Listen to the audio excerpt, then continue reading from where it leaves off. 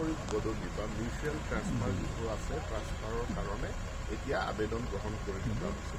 এই আবেদনৰ ক্ষেত্ৰত কেইটামান কথা আমাৰ প্ৰাৰ্থীসকলৰ মাজত হয়তো বিভ্ৰান্তি হৈছে, গতিকে মই স্পষ্ট কৰি দিব বিচাৰোঁ পৰ্টেলটো তাৰ সংযোজনেই হ'ব যে টেট মানে টেট টিচাৰ। ইয়াত বিভিন্ন কেটেগৰী আগত টিচাৰ আছিলে, মাদ্ৰাছা থাকোঁতে এম টেট বুলি আছিলে, এটা সময়ত আমি কিছু সংখ্যক চি টেটৰ প্ৰাৰ্থীকো আমি নিযুক্তি দিলোঁ। গতিকে এতিয়া সকলো টেট শিক্ষকক আমি এটা কেটেগৰী বুলিয়ে ধৰা হ'ব। টেট শিক্ষকে টেট শিক্ষকৰ বিপৰীতে তেওঁলোকে আবেদন কৰিব পাৰিব। দ্বিতীয় যে এটা ভুল বুজাবুজি হৈ আছিল যে জেনেৰেল কেণ্ডিডেটে ST ৰিজাৰ্ভ কেণ্ডিডেটৰ লগত বদলি কৰিব পাৰিব নহয়। নিশ্চিতভাৱে পাৰিব তেওঁলোকে, কাৰণ আমি গোটেই অসম ভিত্তিত SC ST ৰিজাৰ্ভ কোটাটো আমি মেইনটেইন কৰোঁ।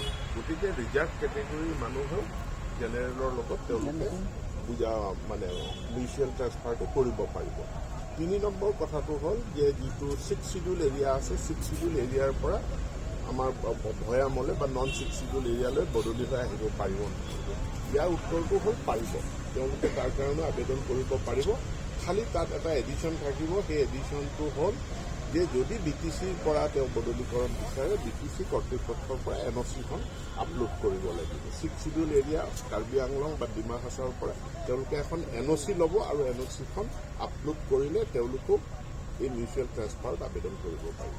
এই যে 6জন শিক্ষকৰ প্ৰসংগতে এটা যিহেতু তেওঁলোকে এতিয়াও যোগদান কৰা নাই, যদি তেওঁলোক স্কুলত যোগদান কৰিব নিদিয়ে স্থানীয় লোকে, তেওঁলোকক শিক্ষা বিভাগৰ কাৰ্যালয়ত যোগদানৰ ব্যৱস্থা কৰিব নে অন্য তেওঁলোকে আমি কৰা নাই, স্থান দিছোঁ, যোগদান কৰিলে তাতে